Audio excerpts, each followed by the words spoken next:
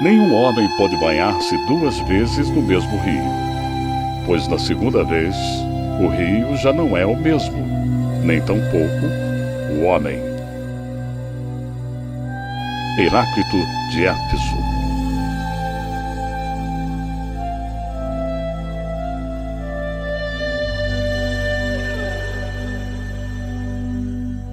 Para o filósofo grego Heráclito, tudo é movimento.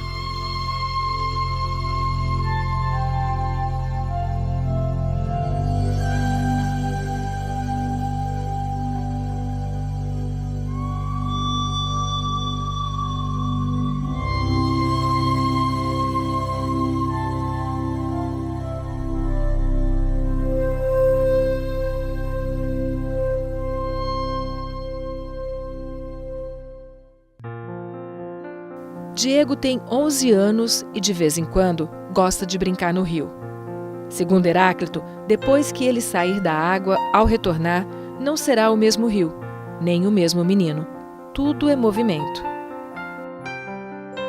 O menino que gosta de nadar no rio não gosta muito de ir à escola, mas vai. E quando perguntam a ele quantos livros já leu, ele ri ao dizer: "Livro? Livro mesmo? Nunca li nenhum."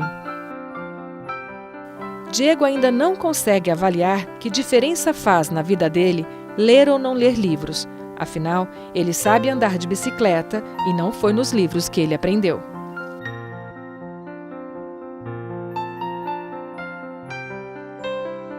Quando não está nadando no rio ou andando de bicicleta, coisas que Diego aprendeu mesmo sem ter lido nenhum livro, o menino está soltando pipas.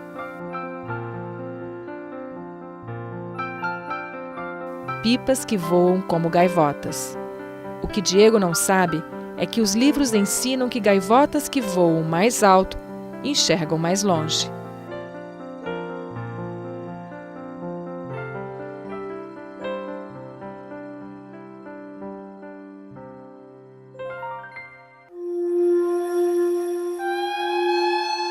Diferente de Diego, Galeno Amorim começou a ler muito cedo, e isso mudou a vida dele.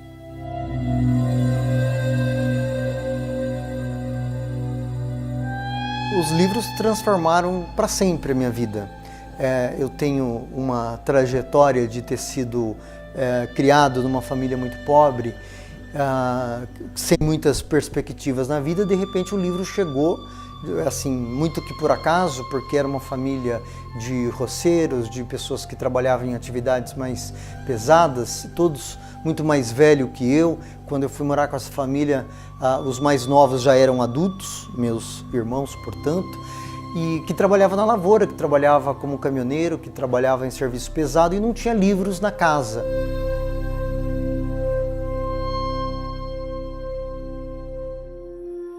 Até que uma das pessoas da casa resolveu, a filha mais nova, se tornar professora. E os livros foram, de alguma maneira, aparecendo por conta disso. Eu comecei a ler Monteiro Lobato e fiz algumas descobertas. Daí a pouco eu descobri a biblioteca pública, a biblioteca comunitária, e os livros foram entrando, um após o outro, e trouxeram magia, trouxeram um sentido novo. Até então eu tinha um contato muito próximo com a literatura, por uma porta que é a porta de entrada para muita gente em países como o Brasil, que é a porta da oralidade. Meu pai, descendente de famílias de escravos, tinha o poder da contação de histórias. Então ele me colocava no colo, ele me contava histórias e casos belíssimos, lendas, folclore, e aquilo foi mexendo com a minha criatividade, com a minha imaginação. Joaquim Rezende sempre quis saber como os livros eram feitos. O mais importante para mim foi na minha infância, aos 6 anos, quando eu tive contato com a cartilha Sodré. Eu tinha uma fascinação para saber como que se inventava um livro, aos 6 anos. E quando eu fui para a escola com 6 anos, a escola rural, meu pai comprou a cartilha Sodré. E eu aprendi ali a ler a primeira lição, a pata nada, pata pá. Isso para mim foi assim, uma revelação extraordinária, que até me emociona.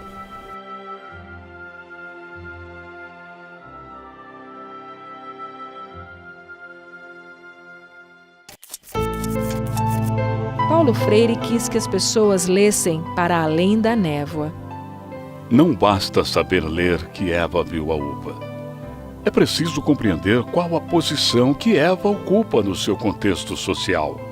Quem trabalha para produzir a uva e quem lucra com esse trabalho.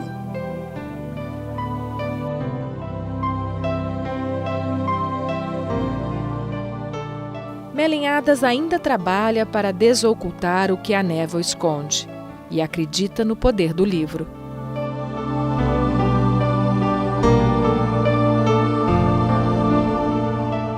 A leitura é de fundamental importância na formação,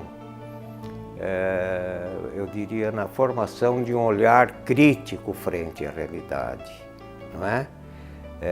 Ela lhe dá os instrumentos necessários de interpretação da realidade social.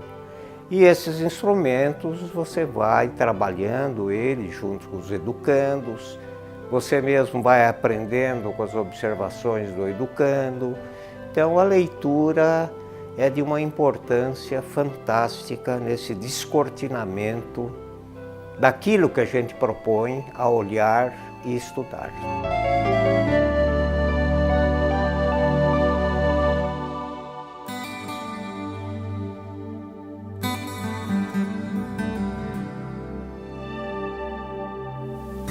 Do justo e duro Pedro nasce o brando.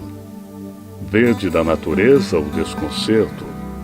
Remisso e sem cuidado algum, Fernando, que todo o reino pôs em muito aperto.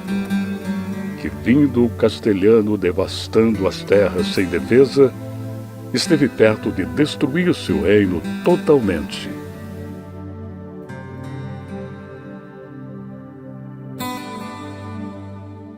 Que um fraco rei faz fraca a forte gente.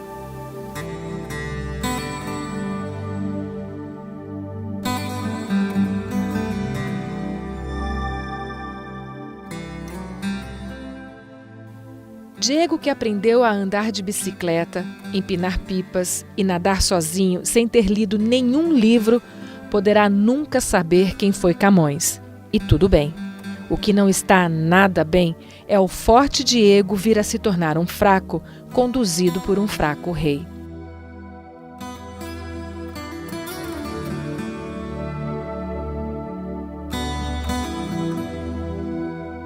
Ler o mundo permite e nos leva a nos posicionar de outras formas na vida. A gente, ao entender o mecanismo, como que funciona as coisas, a gente constrói soluções, a gente encontra caminhos, a gente escolhe o caminho, a gente constrói um mundo de valores e principalmente a gente descobre maneiras de se relacionar com o outro. A gente não está nessa vida só de passagem, não, a gente está aqui com o propósito de crescer enquanto pessoa. E uma das maneiras de crescer e que o livro leva a isso, aprender a ler o mundo, aprender a ler a nossa própria forma de participação nessa vida e como que a gente se insere desse mundo. É uma leitura indiscutivelmente do mundo, não é? É uma leitura que leva a você perceber outras realidades sociais daquelas exteriores a que você vive.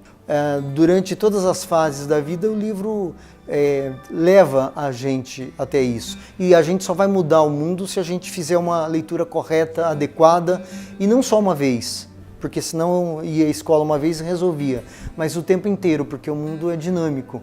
A todo momento ele nos requisita a interpretá-lo, porque como ele não para, como a gente está permanentemente produzindo, fluindo e construindo novas alternativas, novas oportunidades, ele exige que a gente esteja sempre atual com o nosso modo de pensar. Não atual no sentido de ter informação, mas que a gente consiga processar esse conhecimento e transformar em medidas práticas que beneficiem o mundo. É um exercício, uma capacidade de reconstrução mental fantástica que é a leitura. A leitura te permite esse voo enorme, né? Uma viagem fantástica, né? Mesmo as coisas mais simples, até enciclopédias, te levam a essa viagem pelo mundo, a essa leitura do espaço mundial, não é? Cada leitura faz com que a gente se encontre mais, faz com que a gente encontre o nosso lugar no mundo. E isso é muito importante. Para mim, ler o mundo é essencial, porque as letras, as palavras e as frases, elas trazem até nós respostas para a saúde, para o amor, para uma vida intensa, e traz até os nossos olhos aquilo tudo que o mundo tem para nos oferecer. E cabe a nós, então, através da leitura, nos transformar e transformar o mundo ao redor. Então, para mim, ler o mundo é essencial, porque o mundo chega até nossos olhos através da leitura. O que eu vejo em relação ao desenvolvimento de toda a humanidade, ela está consubstanciada em livros, né? Porque cada um que faz alguma coisa que é digno de ser passado para a geração, ele consubstancia aquilo dentro de alguma coisa que possa ser permanente e visto por todos. Então, se você não tem o acesso à leitura, você não consegue vislumbrar o desenvolvimento da humanidade se quer cooperar. Olha, ler o mundo, ele coloca a gente no tempo exato da história. E a melhor forma de você ler o mundo é você ler os livros. Porque o livro é a parte visível da vida eterna da humanidade. Com ele, você se encontra como co-criador no amor. Você faz a unidade e diversidade. Ler o mundo é essencial porque a vida é essencial. E a partir do momento que nós descobrimos a leitura, nós descobrimos o livro, eu acho que todo um encanto pelo mundo aflora dentro de nós, dos seres humanos, e nós nos tornamos melhores pessoas. Alguém disse, se eu não estou em erro, o Padre Vieira, que um livro é um mudo que fala, é um surdo que responde, é um cego que guia, é um morto que vive. Livro é essencial na vida de qualquer pessoa, né? Transmite o conhecimento de gerações para gerações, nos torna com o pensamento mais aberto e mais flexíveis na argumentação.